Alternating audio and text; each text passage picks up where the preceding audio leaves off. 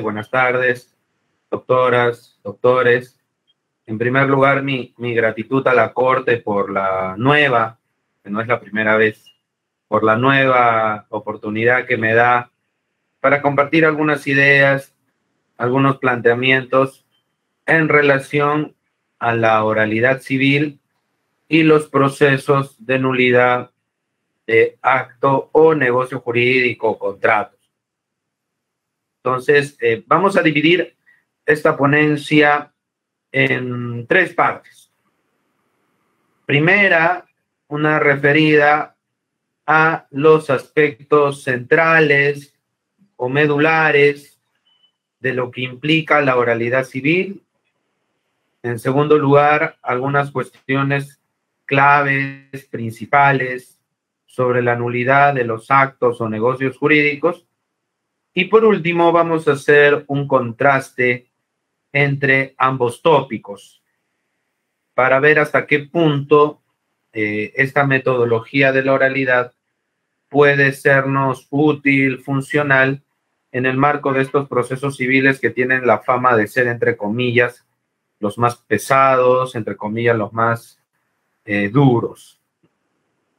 La nulidad de acto jurídico es frecuente, recurrente en los juzgados, en las cortes que ven, o salas que ven temas civiles, se tramitan como procesos de conocimiento y, como ya dije, tienen la fama de ser complejos, complicados, por eso son procesos de conocimiento.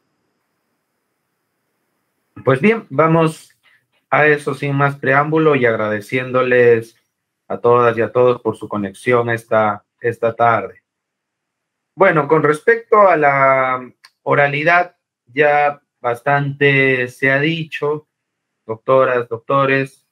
Creo yo que toca resaltar algunos aspectos prácticos que por lo menos para quien habla resultan de especial trascendencia. Número uno, la oralidad implica esta división de función jurisdiccional versus función administrativa. Lo que se quiere, lo que se busca es una nueva forma de tramitar los procesos, una nueva forma de gestionar las causas. Entonces, esta nueva forma de gestionar el caso, de tramitar el expediente civil, está enderezada a que el juez o jueza se centre únicamente en asuntos jurisdiccionales. La metodología tradicional implicaba que los jueces analizaran hasta cuestiones logísticas y de recursos humanos.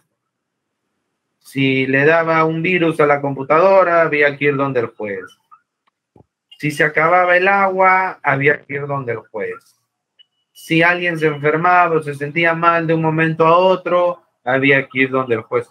O sea, el juez no solo estaba encargado de resolver causas o controversias, sino que el juez también estaba encargado de una serie de labores administrativas. Y eso, obviamente, doctoras, doctores, le quitaba tiempo, bastante tiempo. Y ya lo diré yo, que algunos años trabajé como asistente de juez, así que los problemas de esa metodología tradicional sí que los conozco tanto desde fuera, pero también desde dentro.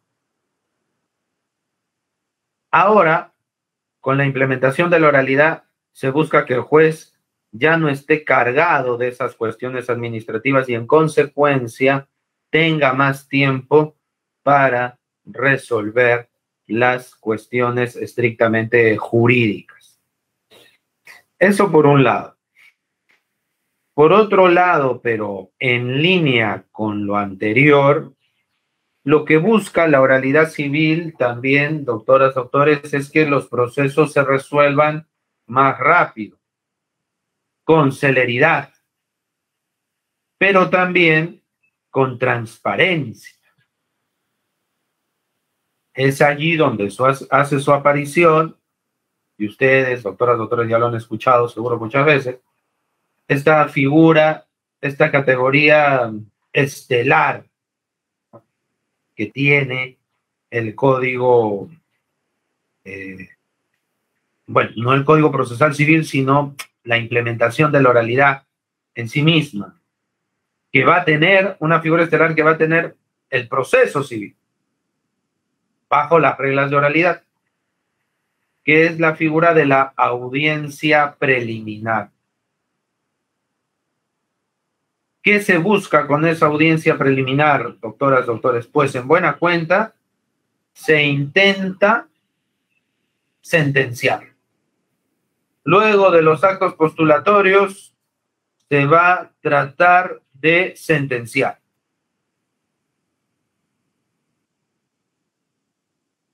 Para esto, las partes y el juez deben ir a esa audiencia preliminar únicamente, ¿ya?, o exclusivamente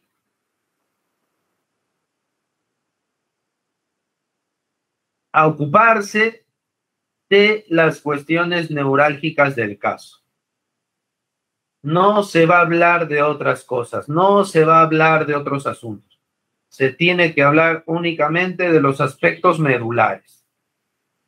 Entonces, se entiende que a la audiencia preliminar nadie va a ir a leer escritos. A la audiencia preliminar tampoco nadie va a ir a leer resúmenes o a parlotear fichas de resumen de los escritos. A la audiencia preliminar se va únicamente a discutir de las cuestiones neurálgicas del caso. No se va a repetir lo que ya está por escrito.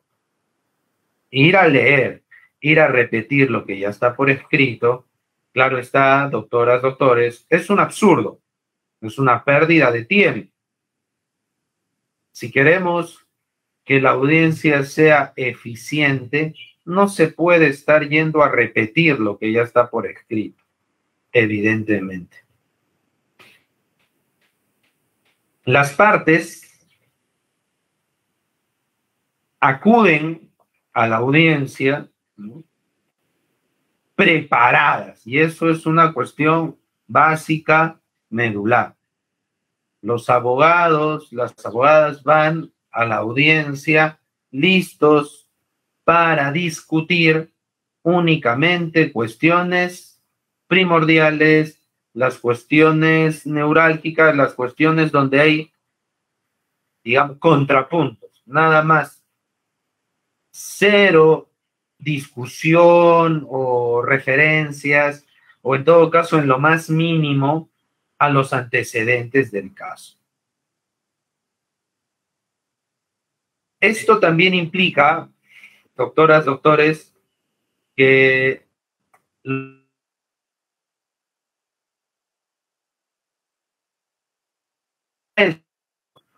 el juzgador tendría por lo menos que revisar los escritos de las partes, ok, ya no los medios probatorios, pero por lo menos los escritos, los actos postulatorios bien revisados.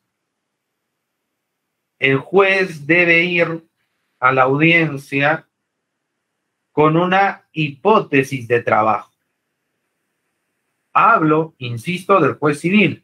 No pretendo hablar del juez laboral o del juez penal, ni siquiera del juez contencioso administrativo. Hablo del juez del proceso civil.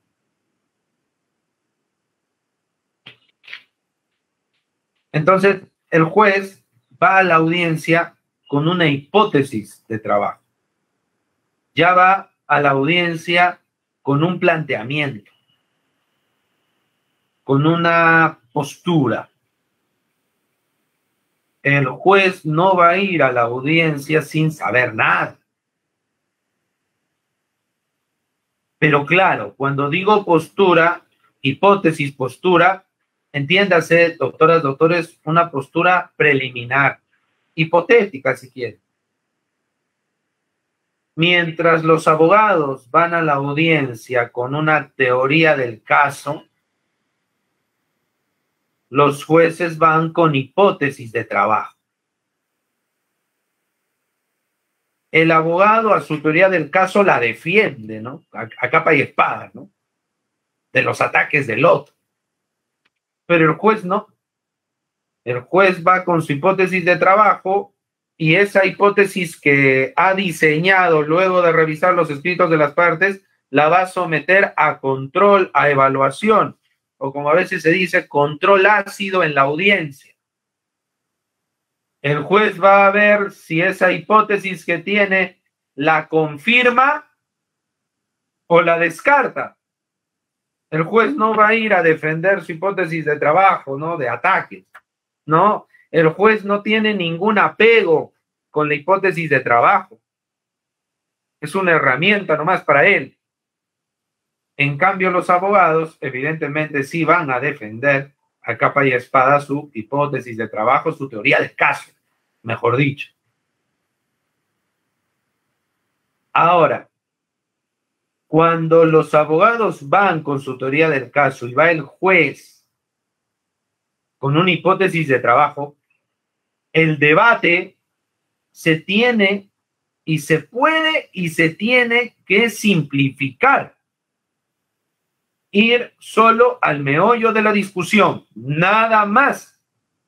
Nadie tiene por qué, insisto en ello, doctoras, doctores, que estar discutiendo o reiterando, recalcando de manera larga, deteniéndose en antecedentes. Solo se va a la discusión del caso concreto, ¿no? Los aspectos, ¿dónde discrepan las partes? ¿Cuál o cuáles son las cuestiones clave acá?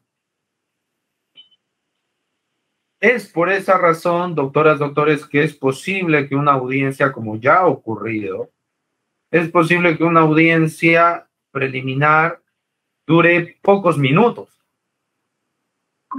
De repente se parezca a la audiencia única del proceso sumarísimo. Eso, doctoras, doctores, insisto, no tiene por qué sorprender. Quizás se puede decir, oiga, pero el proceso sumarísimo, bueno, es un proceso entre comillas simple, entre comillas sencillo, pero un proceso de conocimiento, caramba, es palabras mayores, ¿no? El proceso de conocimiento es una cuestión de mayor envergadura. No es algo tan sencillo, no es algo tan simple. Así que necesita más tiempo, necesita más reflexión para resolver.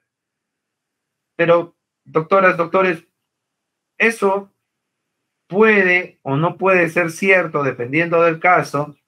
Sin embargo, se supone que el juez y las partes, antes de la audiencia, han tenido un tiempo prudencial para prepararse. Nadie dice que la audiencia preliminar tiene que ser al día siguiente de la contestación de la demanda, digamos, en un esquema estándar de proceso civil. De hecho, la carga procesal de la judicatura seguramente va a pesar mucho y va a provocar que la audiencia, pues, según la agenda del juzgado, sea programada de repente a un tiempo más o menos largo después. Pero, doctoras, doctores, no hay problema. O sea, si el juez demora en programar la audiencia o fija una fecha un poco lejana, eso se supone está justificado en la carga procesal del juzgado. Cuando llegue la fecha fijada por el juzgador para la audiencia, se supone que el juez ha tenido un espacio, un tiempo para formular una hipótesis de trabajo. Y con mayor razón los abogados ya van con su teoría del caso. Entonces, está bien, es comprensible, es razonable, es inevitable que la audiencia preliminar de repente se programe lejos. Pero si se programa lejos para que el juez estudie los actuados y pueda ir a audiencia con una hipótesis de trabajo, pues vale la pena la espera. Eso por un lado. Por otro lado, y ya para ir cerrando estas cuestiones generales, lo que se espera también, doctoras, doctores, en relación a la transparencia, es que en esa audiencia preliminar, el juez, que ya tiene una hipótesis de trabajo, va a poder dirigir la discusión de las partes y enderezarla a los temas importantes. Va a poder dirigir el debate entre las partes y enderezarla a los temas clave, a los temas, insisto, importantes, realmente trascendentales. El juez va a evitar que las partes se desvíen y empiecen a relatar antecedentes o no estén centrándose en la discusión clave. Es más, el juez podría, y yo ya lo he visto, doctoras, doctores, y a mí me parece una buena práctica, que el juez entra a la audiencia y él mismo exponga las cuestiones clave o la cuestión clave a dilucidar y empezar la discusión sin más, de inmediato. Porque vuelvo a repetir, no vale la pena estar repitiendo antecedentes. Ahora, lo que se pretende también es que, y ya está en nuestro Código Procesal Civil, doctoras, doctores, en el nuevo 555, lo que se busca también es que el juez sentencie, entre comillas, oralmente. Que haya una decisión, ¿verdad?, verbalizada, oralizada, si se quiere, delante de las partes, y que esa decisión oral responda al debate que ha habido entre los abogados en la audiencia. De esta manera se esperaría, ¿no?, que quien gane el juicio, quien gane el proceso, sea pues quien mejor ha argumentado, quien mejor ha sustentado su posición. Y sobre todo, el juez que va preparado a la diligencia va a poder rápidamente exponer las razones de su decisión, tomando en cuenta lo que las partes han debatido. Y aquí, pues, doctoras, doctores, va a ser importante, va a ser clave, creo, tener en consideración, yo siempre que puedo lo recalco, lo repito, ¿no?, lo que señala este autor británico, Quinn Barrister. ¿Quién es el protagonista del proceso? El que pierde. ¿Qué debería hacer el juez? Entre otras cosas, una cuestión clave es que se preocupe cuando decide, se preocupe de que el derrotado le entienda, que el derrotado le comprenda. Que le comprenda el ganador, de repente no tiene, o sea, seguramente tiene una relevancia, no lo voy a negar, pero definitivamente creo que los que estamos aquí vamos a coincidir en que al ganador de repente ya no le importa mucho saber por qué ganó, solo le importa saber qué ganó, por lo menos en general. Pero sí es importante que el derrotado entienda por qué pierde y que se lo expliquen, doctoras, doctores, en su cara. El derrotado puede notar o puede darse cuenta que a su abogado o a su abogada en la audiencia lo han fulminado. Tanto el abogado de la otra parte como el juez con sus preguntas. Entonces, si ese litigante derrotado entiende que hay buenas razones para que pierda, muy posiblemente no va a seguir litigando. Y sobre todo, como muchas veces ocurre, ya no va a tirarle el pato de su derrota a malas prácticas en las cortes. Porque muchas veces el derrotado dice, ¿no? He perdido porque hay un juez malo, he perdido porque ha habido una mano negra, etcétera, etcétera. Y en realidad perdió porque no tiene la razón. Solo que si no ve cómo se toma la decisión, si hay oscuridad en la toma de la decisión, si hay una audiencia, hay un debate y la decisión sale meses después y es una decisión que no tiene que ver mucho con el debate que se suscitó entre los abogados, pues se tiene la mesa servida para que de repente un mal abogado, una mala abogada, le meta ideas en la cabeza al litigante que no se corresponden con la realidad. Si el juez, la jueza sentencia en audiencia y explica las razones por las cuales pierde el vencido, vamos a ganar bastante transparencia. Y sobre todo se tendría que dar un mensaje en el sentido, pues, de que realmente quien mejor defiende su posición jurídicamente, ese es el que tiene que ganar, ese es el que tiene que ser la parte vencedora, no sea desde la postura del demandante o sea desde la postura del demandado. Entonces, un poquito en ese escenario se enmarca la oralidad y vale resaltar otra vez, doctoras, doctores, que ya tenemos las audiencias con sentencia, entre comillas, oral en el 555 del Código Procesal Civil.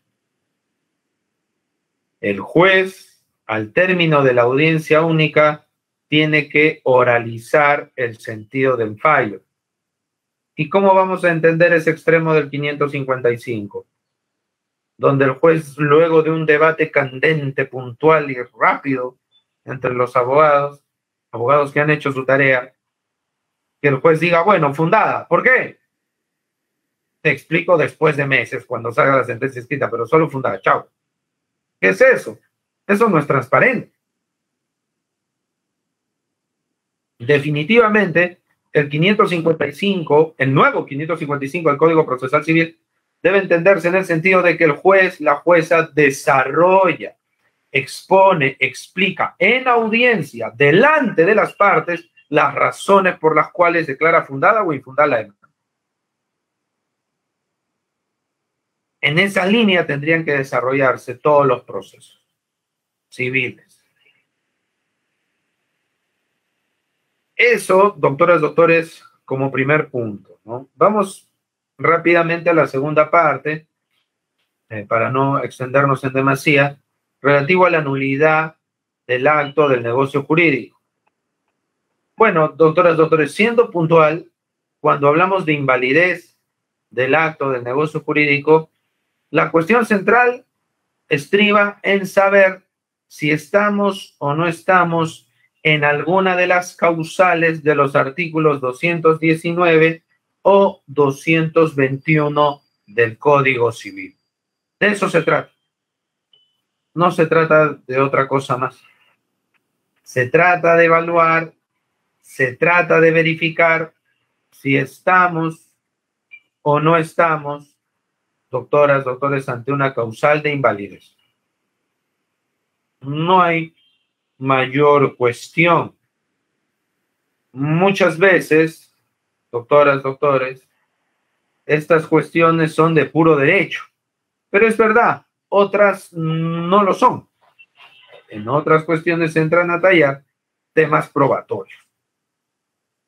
Y estos temas probatorios eventualmente pueden tener, dependiendo del caso, cierta complejidad. No siempre, pero a veces sí. Entonces, se supone que la audiencia preliminar va a permitirle al juez sentenciar procesos de nulidad, ¿no? Donde la actividad probatoria no sea tan compleja. Si la actividad probatoria deviene en compleja, ya no podría hacerse nada en la audiencia preliminar y se tendría que pasar a la audiencia de pruebas, o también llamada audiencia de juzgamiento, ¿no? Donde ya va a haber un mayor despliegue probatorio. Pero, doctoras, doctores, no siempre, insisto, las cuestiones probatorias son tan complejas en los procesos de nulidad. A veces, teniendo claro las causales implicadas, teniendo claro cómo funciona cuestiones como la buena fe, poniendo las categorías en su sitio, rápidamente se puede definir o ventilar si hay una nulidad o no hay una nulidad en un acto o negocio jurídico contrario. Todo va a depender, insisto, de que tengamos ordenadas las categorías. Si no tenemos ordenadas las categorías sustantivas, doctoras, doctores, vamos a tener serios problemas para resolver estos casos de forma eficiente. Sobre todo, insisto, de forma rápida, que es lo que se quiere, ¿no? La idea no es ir a una audiencia de juzgamiento por ir. Es hacer el esfuerzo, dentro de lo que cabe, obviamente, hacer el esfuerzo posible para tratar de sentenciar en la audiencia preliminar. Entonces, cuestiones como el fin ilícito, cuestiones como los vicios de voluntad, la falta de formalidad, de una formalidad solemne, causal de nulidad, son cuestiones que, doctoras, doctores, en muchos casos se pueden resolver en un 2x3. No necesariamente implican demasiada complejidad. ¿Se transgredió un precepto normativo o no? Muchas veces a eso se reduce nada más el debate sobre si un negocio es inválido o no lo es. Y no hay mayor misterio. ¿Qué es lo que ha pasado, digamos, en la práctica? Y aquí entrando del segundo al tercer punto. Que ya han habido procesos de nulidad de acto jurídico que han sido resueltos con rapidez. Solo me permito mencionar, doctoras, doctores, este caso de la Corte Superior de Justicia de la Libertad, bastante sonado, un proceso de nulidad de acto jurídico que se resolvió en una audiencia de 11 minutos. Rápido. Se advirtió con facilidad, con simpleza, la presencia o ausencia, se discutió sobre eso, de la causal de nulidad, y se advirtió pues que no había tal causal de nulidad. De hecho, doctoras, doctores, esto como un pequeño referente, ¿no? Pero si revisamos el 9º pleno casatorio civil, vamos a poder ver que la nulidad manifiesta del acto del negocio jurídico se puede evaluar incluso en un proceso sumarísimo. Y si a eso agregamos que conforme al 555 nuevo del Código Procesal Civil, la decisión debe darse en audiencia oralmente, ¿qué cosa tenemos? Que la nulidad manifiesta se puede declarar en estas sentencias, entre comillas, orales, luego del debate entre las partes. Obviamente, si va a haber una declaración de nulidad manifiesta, una declaración de oficio, como dice el 220 del Código Civil, de la nulidad manifiesta, deben seguirse las directrices del fundamento 60 del noveno pleno casatorio civil. ¿Qué quiere decir esto? Que tiene que darse a las partes la oportunidad, tiene necesariamente que darse a las partes la oportunidad de debatir, de contradecir, de defenderse en la discusión que el juez de oficio o a pedido de las partes, que el juez pueda aperturar sobre una posible nulidad manifiesta, siguiendo, repito, las directrices del noveno pleno. Entonces, que una nulidad manifiesta pueda ser declarada en un proceso sumarísimo ya nos da luces sobre que realmente no debemos mirar como algo imposible que el proceso de nulidad de acto jurídico pueda ser resuelto en audiencias rápidas. No, ya no digo del sumarísimo, sino del proceso de conocimiento.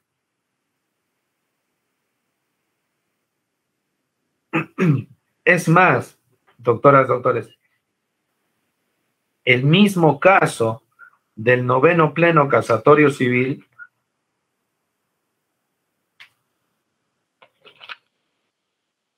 regresó, como ustedes saben, el expediente de la Corte Suprema, regresó a la Corte Superior de Moquegua.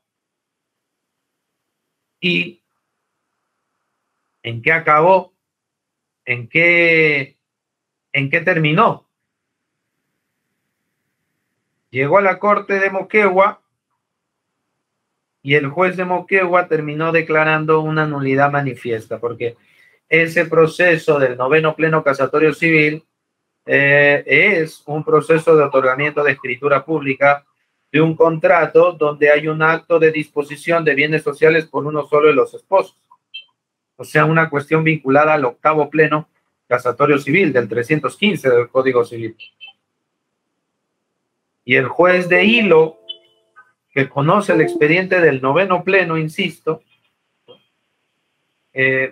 concluyó, bueno, aquí hay una nulidad manifiesta en el proceso sumarísimo de otorgamiento de escritura pública. El acto que se pretendía formalizar ha sido declarado nulo en primera instancia. Habrá que ver qué dice la sala superior, ¿no? Pero, doctoras, doctores, notemos pues cómo se puede trabajar la nulidad rápidamente. Claro, de repente alguien dirá, doctor, pero eso es la nulidad manifiesta. Pero la mayoría de los casos de repente no es nulidad manifiesta. Yo quisiera ahí señalar lo siguiente.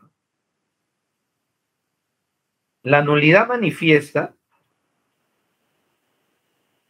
según el noveno pleno, es una nulidad de amplio alcance. Cualquiera de los supuestos del artículo 219 del Código Civil puede calificar como una posible nulidad manifiesta. En doctrina se ha ensayado posibilidad, incluso entre la jurisprudencia, a varios jueces he escuchado decir, no, la nulidad manifiesta no puede referirse a todas las causales del 219, solo algunas. Otras causales, caramba, hay que debatir, hay que discutir, pero la visión del noveno pleno no es esa. Es una noción amplia de nulidad manifiesta. Todas las causales del 219, dependiendo del caso, pueden calificar como nulidad evidente, nulidad manifiesta. Pero no solo eso, sino que a nivel probatorio, ¿cómo acredito la nulidad manifiesta? Solamente, no sé, si este es el documento de mi contrato, de mi acto jurídico, bueno, de acá tiene que emerger la causal de nulidad, ¿no? Puedo valerme de otros documentos y pueden haber varios documentos en el expediente que en su conjunto apuntan a la nulidad evidente. De un análisis de todos los actuados, se advierte con facilidad la causal de nulidad. La causal de nulidad no tiene que advertirse necesariamente del documento que contiene el acto jurídico. El operador jurídico puede valerse de otros elementos del expediente.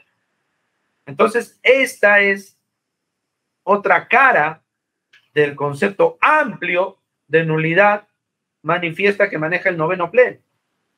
Entonces, la nulidad que no es manifiesta, ok, no deberíamos descartar la posibilidad, doctoras, doctores, de repente con un mayor análisis de medios probatorios de actuación inmediata y dependiendo de los análisis que hagan las partes en el debate y dando un tiempo prudencial, ¿no es cierto?, para la preparación de la audiencia preliminar, que no se descarte la posibilidad de que se pueda sentenciar en esa audiencia preliminar sin tener que estar pasando una engorrosa audiencia de juicio. Apostemos por un enfoque de oralidad funcional, útil, y que se centre, ¿no?, en lo clave, en lo principal, y que no por centrarse en otras cuestiones periféricas, haga la audiencia preliminar de repente un saludo a la bandera donde nunca se va a sentenciar. Y si los abogados van preparados a la audiencia y pueden ya discutir sobre las cuestiones medulares para decidir ya, no debería permitirse que el juez alargue, sino que más bien participe del debate y resuelva. Por ejemplo, y siempre en ese contexto, dentro de un criterio jurisdiccional, pues que apuesta por poder resolver temas complejos entre comillas, que de repente de complejos solo tienen la apariencia, pero de repente no, que tratan de resolver temas complejos rápido en un proceso sumarísimo, como podría ser la nulidad, es lo que acaba de pronunciar en una decisión que se ha difundido en redes sociales el señor juez civil de esta corte, el doctor Rodrigo Cueva.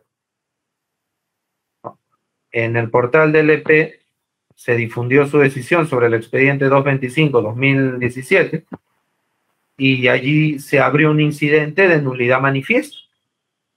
No tuvo, y es más, inclusive con la causal de simulación, de la que más de una vez he escuchado de que no, la simulación es difícil, la simulación es complicada.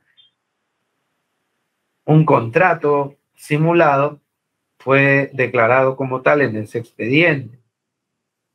Entonces, creo, doctoras, doctores, que los procesos de nulidad pueden, si insisto, si tenemos las categorías claras, podemos resolverlos rápidamente, sin complicaciones, en una audiencia preliminar. Por ejemplo, ¿no? Vamos a este caso con más detalle ya para ir cerrando. Algunos casos emblemáticos, si se quiere, ¿no?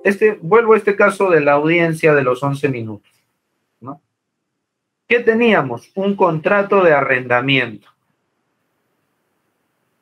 Lo firmó la hija de la propietaria como arrendadora. Y ahí pues tenemos el inquilino. Era para un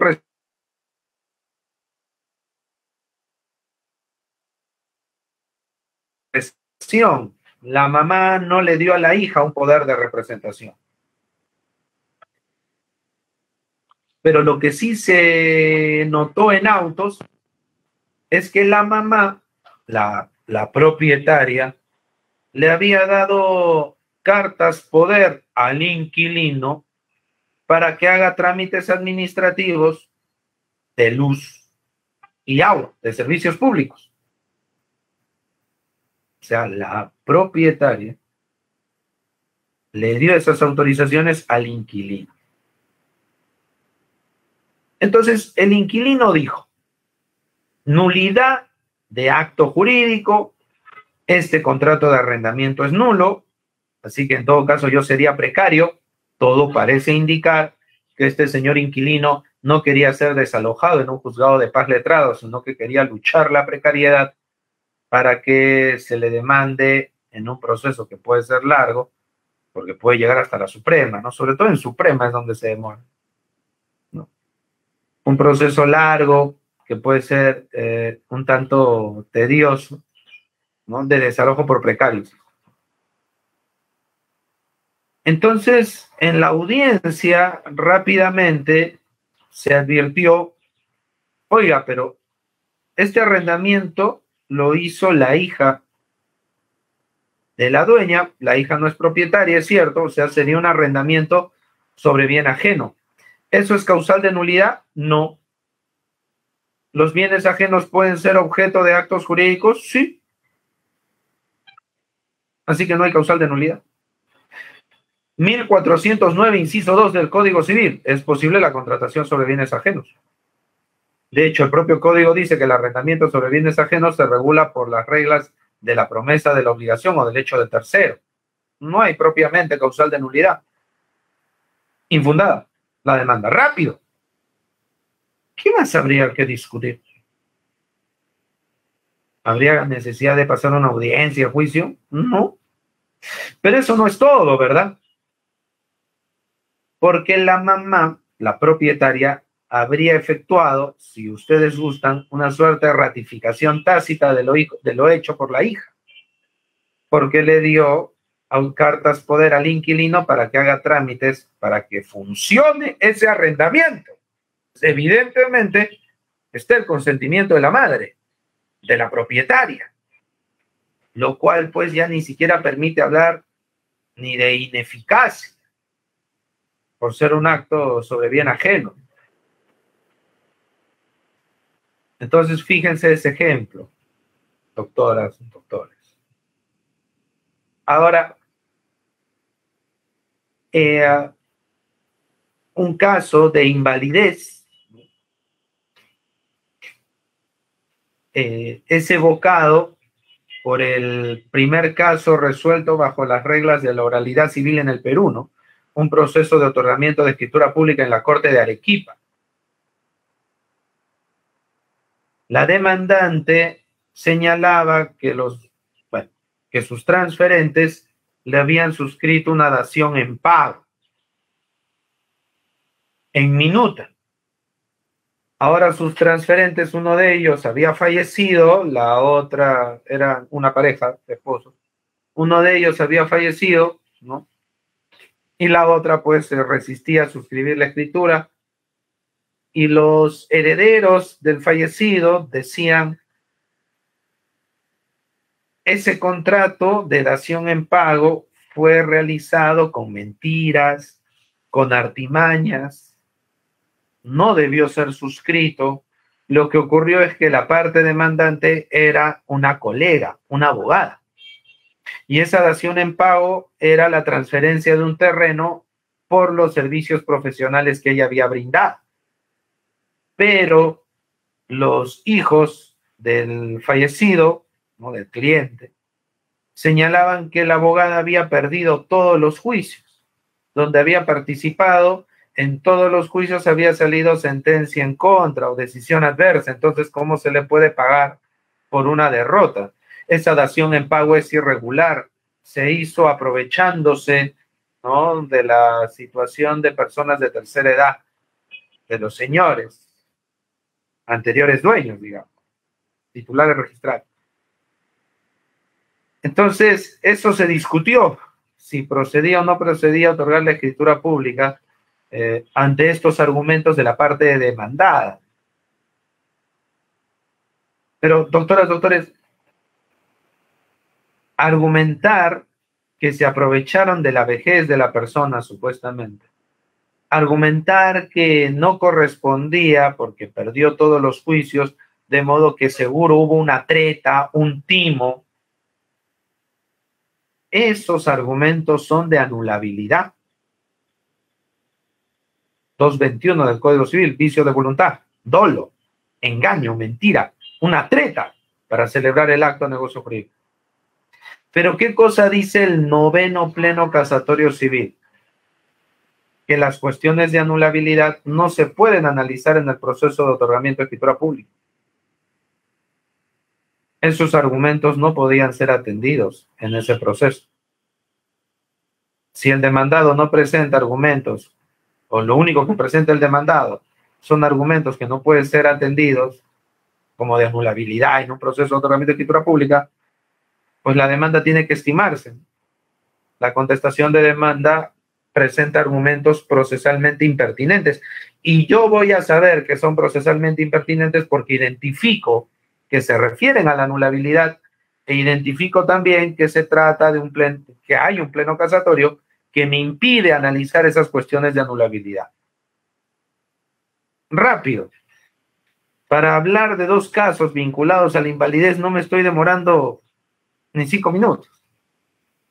Entonces, notemos eso, ¿no? Notemos eso. Debemos tener la esperanza de que la audiencia preliminar se siga fortaleciendo, que si los procesos, los temidos, los aparentemente feos procesos de nulidad de acto jurídico, en realidad muchas veces, no siempre, lo reconozco, no siempre, pero sí muchas veces pueden ser enfrentados con éxito rápido, ni qué decir de otro tipo de juicios, porque se supone que el de nulidad son uno de los más feos, ¿no? Pues lo mismo, feos entre comillas, porque lo mismo cabe decir, pues, de la reivindicación, del mejor derecho de propiedad y de pretensiones declarativas en general.